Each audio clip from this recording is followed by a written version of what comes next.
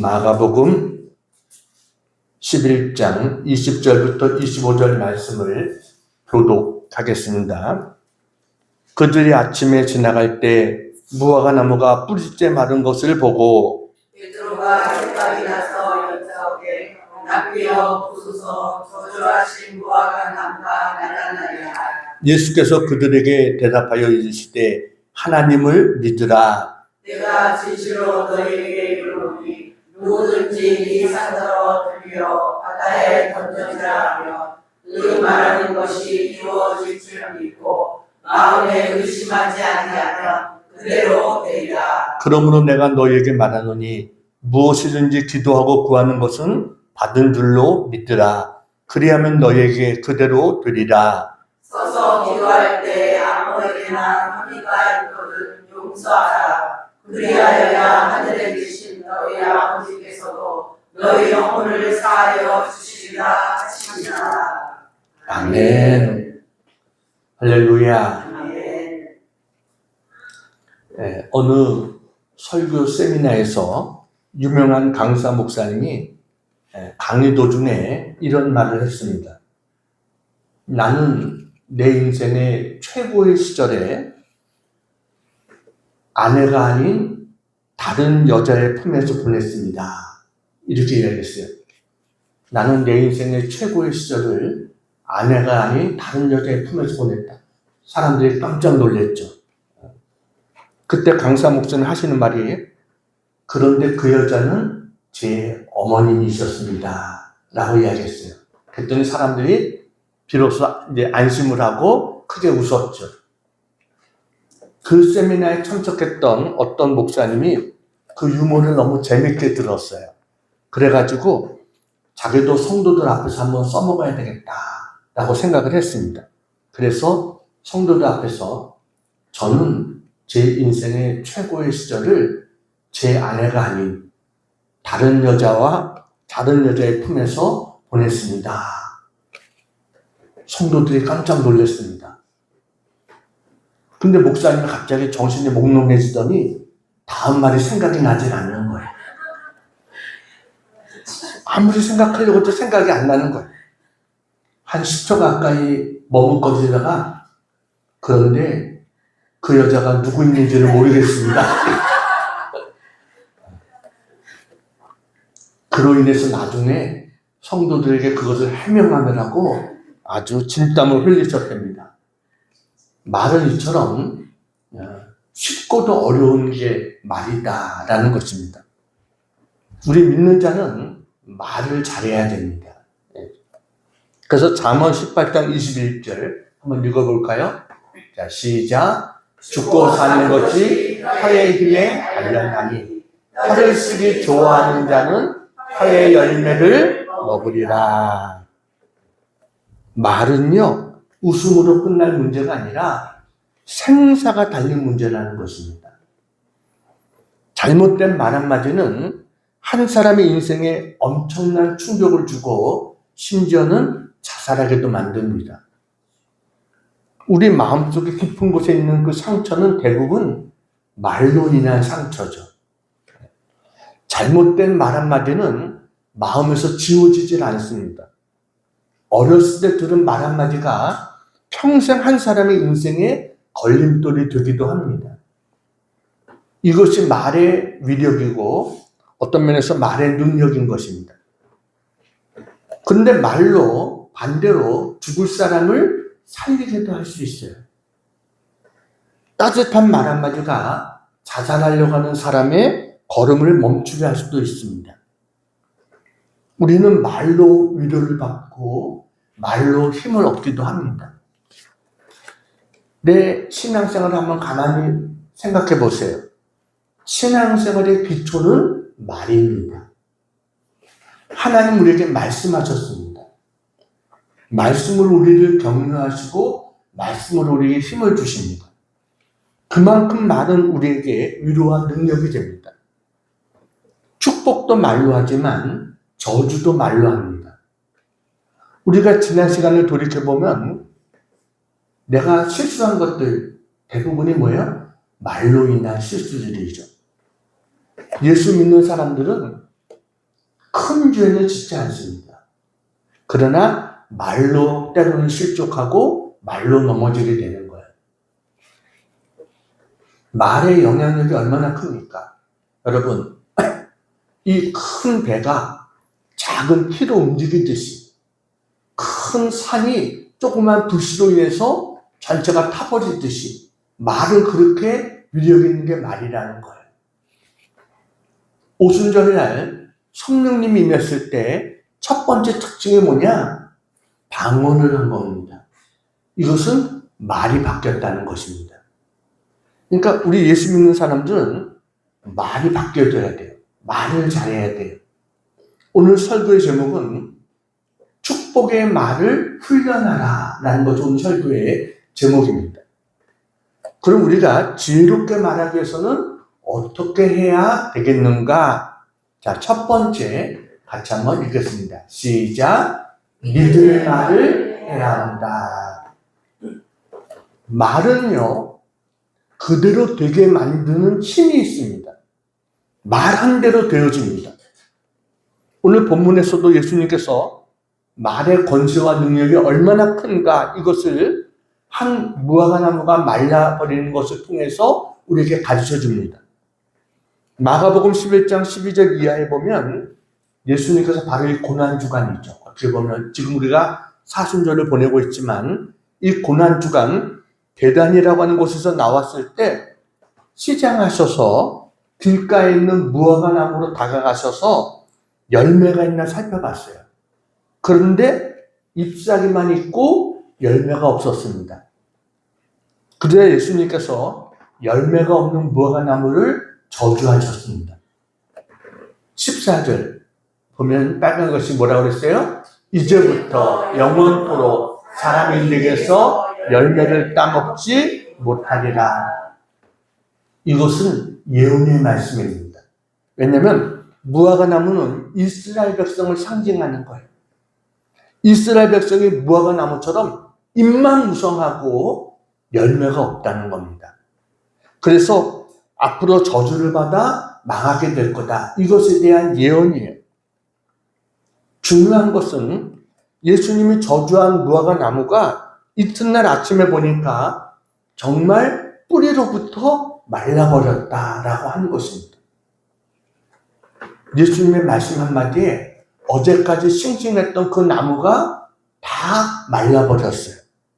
여러분, 예수님의 말씀 속에는 이렇게 놀라운 능력과 힘이 있다라고 하는 것이죠. 예수님은요, 이적을 행하실 때 무엇으로 이적을 행하셨어요? 말씀으로 이적을 행하셨습니다. 바람과 파도를 잔잔케 할 때도 말씀으로 잔잔케 하셨어요. 귀신을 쫓아낼 때도 한마디로 나오라 말씀으로 귀신을 쫓아냈습니다. 죽은 나사로를 살릴 때도 나사로야 나와라 했을 때 나사로가 걸어 나왔습니다. 중풍병자를 고칠 때도 일어나 내 자리를 들고 걸어가라 그랬더니 중풍병자가 나았습니다. 예수님의 말씀에 능력이 있어서 이 모든 이적을 행하셨던 것입니다. 근데 여러분 놀라지 마세요. 오늘 본문에 보니까 예수님의 말씀만이 아니라 우리의 말에도 엄청난 능력과 힘이 있다. 이것을 우리에게 말씀하십니다. 베드로가 그 말라버린 무화과나무를 보면서 깜짝 놀라서 말합니다. 21절에 랍비여 보소서 저주하신 무화과나무가 말랐나이다. 이때 예수님께서 엄청난 말씀을 하십니다. 23절입니다. 23절 같이 한번 읽어볼까요? 처음부터 시작. 내가 진실로 너에게 이르노니 누구든지 이 산더러 들려 바다에 던져지라 하며 그 말하는 것이 이루어질 줄 믿고 마음에 의심하지 아니하면 그대로 되리라. 여기서 우리가 주목해야 될 게 누구의 말에 의해서 산이 들려 바다에 던져진다는 겁니까? 하나님의 말씀입니까? 예수님의 말씀입니까? 아니요. 누구든지 라고 했어요. 누구든지. 이거는 믿는 사람들을 가리키는 것이죠. 믿는 사람들이 누구든지 말한 대로 되어진다라는 것이에요. 다시 말하면 믿는 자의 말에는 그대로 되어지는 그런 능력이 있다라는 것입니다. 오늘 그 다음에 뭐라고 말합니까? 그 말하는 것이 이룰 줄 믿고 마음에 의심하지 아니하면 이라고 말합니다. 내가 말한 것을 이루어줄 줄 믿어야 된다는 겁니다. 마음에 의심하지 말아야 된다는 겁니다. 그럴 때 산이 바다에 던져지는 것 같은 그런 역사들이 나타나게 된다라고 하는 것이에요.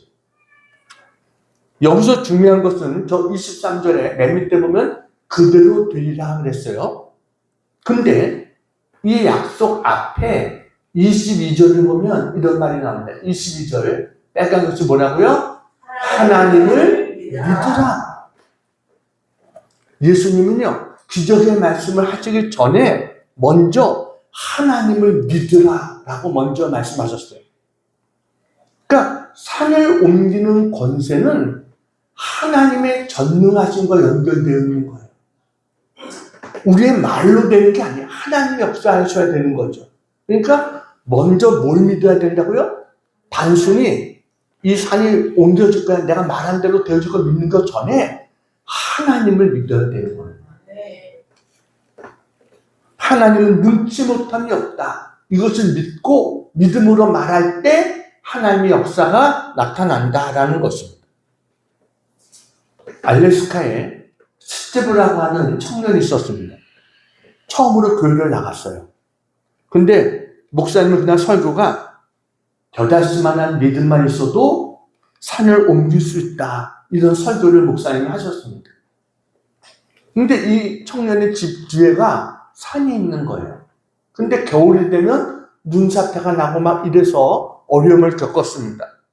그 목사님이 설교를 들으니까 기도하면 산을 옮길 수 있다.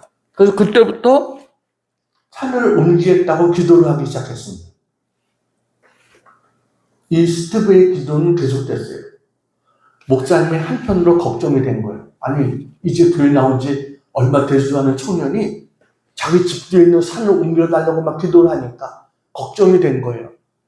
근데 40일 되었을 때 이 스티브 청년이 밝은 모습으로 목사님 앞에 들어와서 그러는 거예요. 목사님, 20세기에는요, 하나님이 산을 번쩍 들어 옮기는 게 아니라 기계로 옮기는 것 같습니다.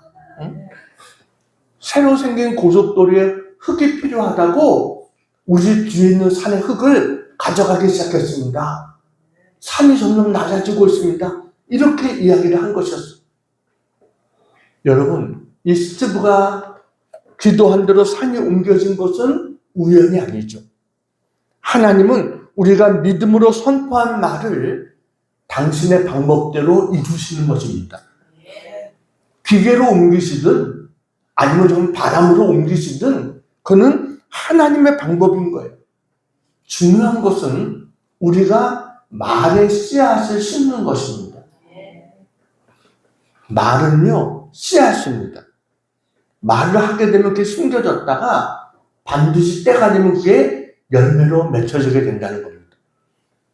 그래서 우리는 어떤 말을 해야 돼요? 믿음의 말을 해야 됩니다. 여러분, 믿음의 말을 하면 기적이 숨겨지는 거예요. 그래서 기적이 나오게 됩니다. 나도 모르게 내가 말하는 그 말이 믿음이 섞여 있으면 그게 씨앗처럼 숨겨지는 거예요. 모세가 12명의 정탐꾼을 이제 보냈습니다. 가나안 땅을 정탐하고 오라고. 그들이 돌아와서 보고합니다. 10명의 정탐꾼들이 말합니다. 우리가 능히 올라가서 그들을 치지 못하리라. 이렇게 말합니다. 믿음 없는 말이죠. 그러면서 그들은 한마디 더 합니다. 우리가 스스로 보기에도 메뚜기 같으니, 이런 믿음 없는 말을 해요. 결국 어떻게 됩니까? 메뚜기처럼 광야에서만 있다가 죽고 말았습니다. 가나안 땅에 들어가지 못했습니다. 여호수아 갈렙은 어떻게 말했어요? 믿음의 말을 합니다. 민수기 14장 9절에 뭐라고 말합니까? 그들은 우리의 먹이라. 그들의 보호자는 그들에게서 떠났고 여호와는 우리와 함께 하시느니라. 그들을 두려워하지 말라. 믿음으로 말한 대로 이들은 가나안 땅을 차지하게 됩니다. 여러분, 여러분의 말이 하나님의 귀에 믿음의 고백으로 들려지기를 바랍니다. 예수님께서 문제를 가지고 나온 사람들에게 항상 자기의 믿음을 고백하게 만드셨어요. 내가 이것을 믿느냐? 물으셨어요. 그때 네 믿습니다라고 고백하면 내 믿음대로 될지어다 라고 저들의 문제를 해결해 주셨습니다. 우리가 믿음으로 고백하고 시인하면 하나님이 이루어 주신다는 거예요. 여러분은 어떤 말을 씨앗으로 심고 있습니까? 불평과 원망의 말입니까? 아니면 믿음의 말입니까? 여러분, 지금 내 입술에서 내뱉어지는 말이 씨앗이 돼서 이것이 내일의 열매를 준비한다. 이것을 기억하고 우리는 믿음 없는 말을 하지 말고 언제나 믿음의 말을 할 수 있는 우리 모두가 되기를 축원합니다. 자, 두 번째 어떤 말을 해야 되느냐? 뭐라고요? 소망의 말을 해야 합니다. 우리가 해야 될 두 번째 언어는 소망의 말입니다. 우리는요, 너무 부정적인 말에 길들여져 있습니다. 세상은 자꾸 절망을 말합니다. 안 된다, 끝났다, 이제 말세다, 보나마나 뻔하다, 이렇게 우리의 길을 꺾는다. 여러분, 말조심을 해야 됩니다. 불조심만이 아니에요. 말조심을 해야 되는 거예요. 원망하는 말을 하면 원망할 일이 생깁니다. 반대로 감사하는 말을 하면 뭐예요? 감사할 일이 생겨지게 됩니다. 왜냐하면 말이 씨앗이 돼서 열매를 맺기 때문에 그런 거예요. 어떤 경우라도 미리 낙심하고 부정적인 말을 해서는 안 되는 것입니다. 우리는 너무나 자주 우리 입에 아이고 죽겠다 라는 말을 너무 잘 써요. 배고파 죽겠다, 힘들어 죽겠다, 심지어는 좋아 죽겠다. 근데 죽겠다라는 말을 우리가 내뱉는 순간 우리의 몸의 모든 세포와 신경은 죽을 준비를 한다는 것입니다. 어깨가 처지고 소망의 빛이 사라지는 거예요. 그러니까 어떤 일이 있어도 하나님이 계시니 살 수 있다. 이 또한 지나가리라. 여러분, 이런 소망을 선포해야 돼. 그때 우리 몸은, 우리 세포들은 살아날 준비를 하는 거예요. 그래서 소망의 말은요, 우리 인생에 생기를 불어넣는 어떤 면에서는 인공호흡기와 같은 겁니다. 할 수 있다 말하면 할 수 있는 용기가 생기는 겁니다. 할 수 없다고 말하면 벌써 이미 진 거예요. 할 수 없는 거예요. 그래서 우리는 자녀들에게도 넌 할 수 있어. 믿음의 말을 해줘야 돼요. 그리고 소망의 말을 우리가 심어줘야 돼요. 어릴 때 부모가 자녀들에게 넌 할 수 있어. 여러분, 이렇게 자녀들을 자꾸 격려할 때 자녀들이 정말 할 수 있는 능력의 사람들이 된다는 사실을 믿으시기 바랍니다. 하버드 대학교 학생들이 조사를 해왔어요. 어렸을 때 제일 많이 들었던 말이 뭐냐? 여러분, 제일 많이 들었던 말이 뭘까요? 공부 열심히 하라. 우리 같으면 그 말이겠죠. 근데 하버드 학생들이 제일 많이 들었던 말이 무슨 말이었냐면 다 괜찮을 거야. 이 말을 제일 많이 들었답니다. 뭐라고요? 다 괜찮을 거야. 데일 카네기라고 하는 사람이 성공한 사람들의 공통점을 연구하고 나서 성공한 사람들은 없다, 잃었다, 한계가 있다, 이런 말들을 하지 않는다, 이런 유명한 이야기를 했어요. 그러니까 성공한 사람들 가만히 보면 그들의 입술에는 부정적인 말이 없었다는 거예요. 이건 안 돼, 이건 끝났어, 이건 없어, 이런 말도 하지 않았다는 거죠. 안 된다고 말하면 안 되고 된다고 말하면 되는 것입니다. 그게 말의 위력입니다. 미국의 심리학자인 로젠탈이라는 교수가 다음과 같은 실험을 했습니다. 별것도 아닌 테스트 자료를 만들어가지고 초등학교 학생들에게 테스트를 한 거예요. 그리고 테스트 결과는 보지도 않고, 그건 아예 보지도 않고 선생님에게 이 아이는 아주 우수한 아이입니다라고 이야기를 해준 겁니다. 그러니까 선생님은 이 아이가 아주 뛰어난 아이구나 이렇게 생각을 했겠죠. 그러고 나서 이제 1년의 시간이 지났어요. 그랬더니 선생님의 칭찬을 받은 그 아이가 다른 아이들에 비해서 지능이 월등히 좋아졌다는 사실을 발견하게 됐습니다. 이걸 가리켜서 로젠탈 효과다라고 부르는 겁니다. 로젠탈 효과.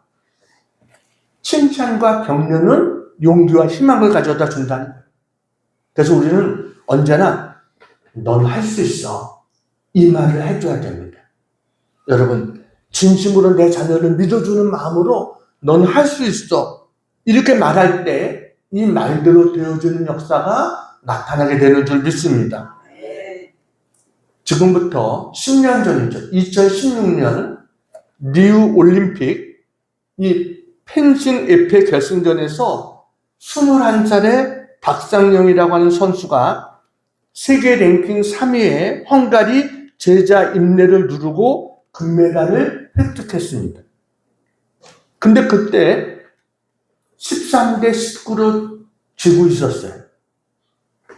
근데 1분간 휴식 시간이 주어졌을 때 누군가가 할 수 있다라고 소리를 친 겁니다.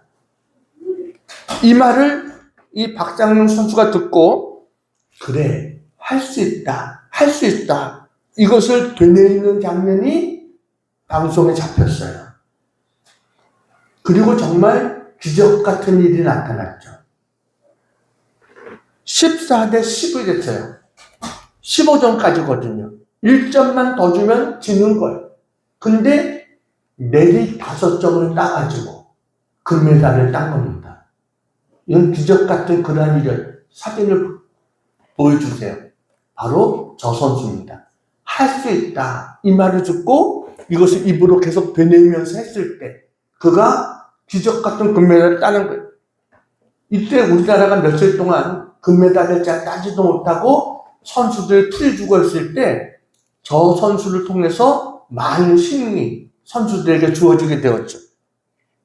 여러분, 세상 사람의 외침도 이런 기적을 만드는데 하나님의 약속을 믿고 하나님의 약속을 선포하는 자에게 능치 못함이 있겠습니까? 우리가 언제나 할 수 있다. 이 믿음을 갖기를 축원합니다. 할 수 있거든이 무슨 말이냐? 믿는 자에게는 뭐라고요? 능치 못함이 없느니라. 우리는 할 수 있다. 이 말을 자주 해줘야 돼요. 또 하나는 너는 잘 될 것이다. 이 축복의 말을 해줘야 됩니다. 너는 잘 될 것이다. 하나님께서 아브라함을 부르셨을 때 아브라함이 뭐라고 하냐면 너는 큰 민족을 이룰 것이요. 내 이름을 창대케 할 것이요. 복의 근원이 될 것이다. 영어로 보면 다 will이라고 하는 단어가 쓰여 있어요. 한마디로 하나님께서 너는 잘 될 것이다 라고 선포해 주신 거예요. 그 말대로 아브라함은 정말 잘 되었어요. 여러분, 우리도 하나님 믿는 우리도 잘 될 것이다. 이 말을 믿음으로 선포할 수 있는 그런 우리가 되어야 될 줄로 믿습니다. 아무리 내가 힘이 들고 어려워도 마치 태산을 넘는 험곡에 간다고 할지라도 하나님 나와 함께 하심을 믿습니다. 이 어려움을 통해서 나를 연단하시고 합력하여 선을 이루실 줄 믿습니다. 감사합니다. 고백하는 우리가 되어야 될 줄로 믿습니다. 이러한 자들에게 하나님은 놀라운 기적의 역사를 베풀어 주시는 줄로 믿습니다. 소망의 말이란 단순히 잘 될 거야 이런 막연한 낙관론이 아닙니다. 하나님이 결국은 승리에게 하실 것을 믿기 때문에 현재의 고난을 승리의 과정으로 선포하는 거예요. 이게 소망의 말입니다. 하나님의 능력을 믿기 때문에 지금은 힘들고 어려워도 믿음으로 선포하는 거예요. 소망을 선포하는 거예요. 소망의 말에는요, 생명력이 있습니다. 언제나 우리가 소망의 말을 통해 어떻게 보면 날마다 무너진 삶의 자리를 다시 일으켜 세우는 그런 우리 모두가 되기를 주님의 이름으로 축원합니다. 네. 자, 세 번째, 우리가 해야 될 세 번째 말은 뭐예요? 사랑의 말을 해야 합니다. 오늘 마가복음 11장 23절 24절은 믿음의 선포와 기도의 능력에 대해서 이야기를 해줍니다. 그런데 이 놀라운 기적의 역사 뒤에 반드시 전제되어야 될 게 있습니다. 그것은 바로 사랑의 마음입니다. 믿음과 소망이 사랑의 어떤 기적의 동력이라고 한다면 사랑은 그 모든 것을 온전히 만드는 힘이 사랑입니다. 사랑의 말에는요, 사람을 살리는 힘이 있습니다. 예수님이 죽은 나사로를 살리시고 병든 자를 고치시고 그 말씀의 바탕에는 그 영혼을 사랑하는 마음이 있었던 거예요. 사랑에 담긴 말을 선포했을 때 하나님의 기적의 역사가 나타나게 된 겁니다. 그래서 여러분, 우리가 말할 때 우리의 말 속에 무엇이 담겨야 되느냐? 믿음과 소망이 담겨야 되지만 사랑도 담겨야 되는 거예요. 샌프란시스코의 종합병원에서 393명의 환자를 대상으로 한 가지 실험을 했습니다. 이건 무작위로 선정된 192명의 환자에게 치료와 함께 기도를 받게 한 겁니다. 그리고 다른 환자들은 그냥 치료만 받게 한 거예요. 근데 나중에 보니까 기도를 받은 환자의 완치율이 훨씬 높았다는 겁니다. 이게 뭘 의미하느냐? 여러분, 내가 누군가를 사랑하는 마음으로 기도를 해주면 여러분, 그것이 그 사람의 생체의 리듬을 바꾸고 치유를 일으키는 힘을 가져온다는 거예요. 막연한 기도가 아니라 그 속에 사랑이 담겨 있으니까 결국은 그 기도가 환자를 다시 세우는 그런 힘을 가져오더라, 그런 이야기입니다. 예수님께서 우리에게 뭐라고 말하냐면 오늘 14절에 내 이름으로 무엇을 구하면 내가 시행하리라 그랬어요. 내 이름으로 무엇을 구하면 내가 시행하리라. 여러분, 주님의 이름으로 구한다는 게 뭐예요? 단순히 예수님의 이름으로 기도합니다, 이것만이 아니라 예수님의 마음으로 기도하라는 것입니다. 그게 예수님의 이름으로 기도하는 거예요. 예수님의 마음이 어떤 마음입니까? 사랑의 마음이죠. 우리를 사랑하는 그 마음을 담아서 기도하라. 그럴 때 하나님께서 역사하시는 겁니다. 독설과 비난은 아무리 화려해도 영혼을 죽입니다. 그러나 내가 서툴러도 사랑에 담긴 말 한마디는 절망에 빠진 사람을 일으켜 세웁니다. 그래서 우리는 비판보다는 격려해야 되고요, 감사를 전하는 사랑의 말을 해야 되는 거예요. 오늘 본문에 이 마태복음 11장 23절 24절 바로 다음 구절인 25절에 보면, 자, 25절 한번 봅니다. 빨간색으로 읽겠습니다. 시작. 서서 기도할 때 아무에게나 혐의가 있거든 용서하라. 사랑의 말의 정점은 용서라는 것입니다. 주님은요, 산을 옮기는 믿음에 대해서 말한 다음에 바로 저 말씀을 하신 거예요. 그러니까 내 마음에 미움이 가득하면 기도가 안 되는 겁니다. 기도에도 응답이 없는 거예요. 용서할 때 기도의 응답이 찾아오는 겁니다. 여러분, 그래서 내게 마음에 상처를 주고 아픔을 준 그 사람들을 우리가 기도할 때 하나님 예수님의 이름으로 그들을 용서합니다. 먼저 용서를 선포하세요. 그럴 때 기도의 문이 열리고 산이 옮겨지는 기적의 역사가 나타나게 되는 줄로 믿습니다. 우리는요, 사랑의 말을 많이 해야 돼요. 이 세상에서 가장 위대한 힘은 사랑입니다. 믿음, 소망, 사랑 이 세 가지는 항상 있을 것인데 그 중에 제일은 뭐예요? 사랑이라 그랬어요. 사랑을 담아야 되는 거예요. 사랑의 말은요, 깨어진 관계를 회복시킵니다. 사랑의 말은 하늘의 영광을 체험하게 만듭니다. 결국 사랑으로 말하는 자가 승리하게 되는 겁니다. 하나님은요, 사랑의 말을 하는 자를 들어서 사용하십니다. 그래서 우리의 입술이 하나님의 사랑을 흘려보내는 축복의 통로가 되기를 바랍니다. 특별히 사랑의 마음을 담아서 축복의 기도를 많이 해줘야 돼요. 우리 자녀들을 위해서도. 여러분이 자녀를 위해서 한 그러한 기도는 여러분 결코 사라지지 않습니다.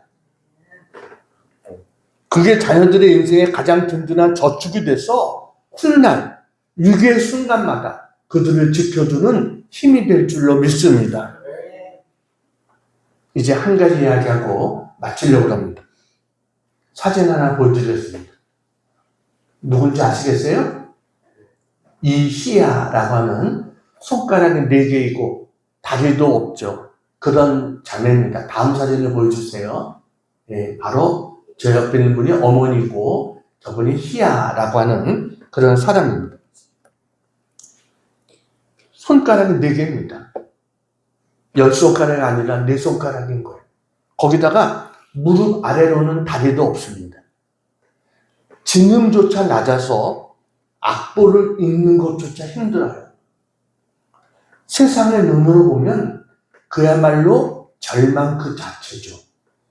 근데 그녀의 어머니와 시아 씨의 입술로는 이들은 전혀 다른 씨앗을 심었어요. 어머니가 어린 희아에게 늘 이렇게 말했습니다. 희아야, 하나님은 실수하지 않으신단다. 너의 4손가락은 남들보다 부족한 게 아니라 하나님이 너에게만 주신 특별한 도구야. 너는 반드시 피아노로 하나님을 찬양하게 될 거야. 이렇게 믿음의 말을 심었습니다. 현실은 건반 하나 누르기도 힘든 손이었지만 어머니는 끊임없이 믿음의 말을 심었어요. 그 믿음의 말이 씨앗이 돼서 하루 10시간씩 피를 흘리면서 열심히 연습하게 만드는 원동력이 된 거예요. 연습 도중에 한계에 부딪힐 때마다 이들은 소망을 노래했습니다. 그래서 쇼팽의 강아지 월츠 그 한 곡을 마스터하기 위해서 5년이 걸렸답니다. 근데도 그들은 안 된다고 말하지 않았다는 거예요. 대신에 하나님이 너를 통해 많은 사람에게 희망을 주는 날이 곧 올 거야 라고 어머니는 소망의 말을 심었어요. 결국 그는 손가락 4개 달린 유일한 피아니스트가 되어서 전 세계 절망에 빠진 사람들에게 당신도 할 수 있다. 이 희망을 심어주는 그런 사람이 되어졌습니다. 희아 씨는요, 연주가 끝날 때마다 가장 많이 하는 말이 감사합니다. 사랑합니다.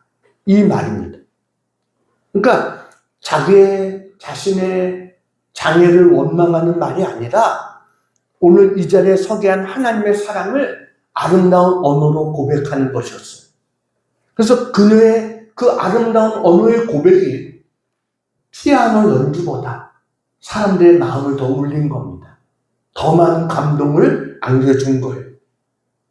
여러분, 이 희아의 씨에게 손가락이 몇 개 있느냐는 중요하지 않았어요. 더 중요한 것은 그녀의 입술에 어떤 말이 담겨 있느냐였습니다. 여러분 형편이 지금 4손가락밖에 없는 것처럼 막막하십니까? 무릎 아래가 없는 것처럼 앞길이 보이지 않습니까? 그때가 바로 믿음과 소망과 사랑의 말을 해야 될 때인 것입니다. 여러분이 살 수 있다고 말할 때, 믿음으로 말할 때 산이 옮겨지게 될 겁니다. 잘 될 것이라고 소망으로 말할 때 어둠이 물러갈 것입니다. 사랑한다고 고백할 때 하나님의 기적이 완성될 것입니다. 여러분, 교회 문을 나설 때 여러분의 언어 습관이 바뀌기를 바랍니다. 여러분, 어떤 말을 많이 하십니까? 우리 말하지 않고는 살 수 없잖아요. 하루에 대부분을 말하는데 어떤 말을 많이 하세요? 믿음의 말을 하십니까? 믿음의 말의 반대가 뭐예요? 불신앙입니다. 믿음의 말이 아니면 불신앙의 말을 하는 거예요. 아니면 소망의 말을 하십니까? 소망의 말의 반대가 뭘까요? 낙심의 말이죠. 불평과 원망의 말입니다. 여러분 어떤 말을 더 많이 하시면서 살고 있습니까? 아니면 사랑의 말을 많이 하십니까? 사랑의 말의 반대가 뭐겠어요? 미움의 말입니다. 저주의 말입니다. 내 입에서 나오는 말은 어떤 말이겠어요? 믿음과 소망과 사랑의 말입니까? 아니면은 불신앙의 말, 낙심의 말, 원망과 불평의 말, 미움의 말, 저주의 말, 어떤 말들이 여러분의 입에서 나오고 있어요? 안 된다고 하지 마시기 바랍니다. 하나님의 능력을 믿는다고 말하시기 바랍니다. 끝났다고 하지 마시기 바랍니다. 하나님 안에 소망이 있다고 말하시기를 바랍니다. 미워 죽겠다고 말하지 마시기 바랍니다. 예수님의 이름으로 사랑한다고 말하시기 바랍니다. 여러분이 선포한 그 말이 씨앗이 돼서 풍성한 기적의 열매를 맺게 될 것입니다. 오늘 본문 23절은 분명히 약속합니다. 23절 같이 한번 읽어볼게요. 빨간 글씨 읽겠습니다. 시작. 그 말하는 것이 이루어질 줄 믿고 마음에 의심하지 아니하면 되리라. 그 말하는 것이 이루어질 줄 믿고 마음에 의심하지 아니하면 그대로 되리라. 이 약속은 지금도 유효합니다. 우리 입술에서 불평의 말들을 여러분 씻어내기를 바랍니다. 하나님을 들으시기 기쁘시고 이웃들에게 용기와 희망을 주는 그런 믿음과 소망의 말을 시작하시기 바랍니다. 그럴 때 하나님께서 우리의 삶을 아름답게 빚어가실 것입니다.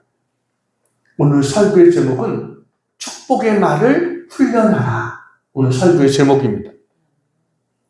이것은 말 그대로 뭐예요? 훈련입니다. 한 번의 결심으로 되어지는 게 아닙니다. 여러분이 그래 이렇게 해야지 하고 한 번의 결심으로 되는 게 아니에요. 이거는 날마다 해야 될 훈련인 것이. 우리 한번 이 일주일 동안 이것부터 훈련했으면 좋을 것 같아요. 두 가지만 훈련했으면 좋을 것 같아요.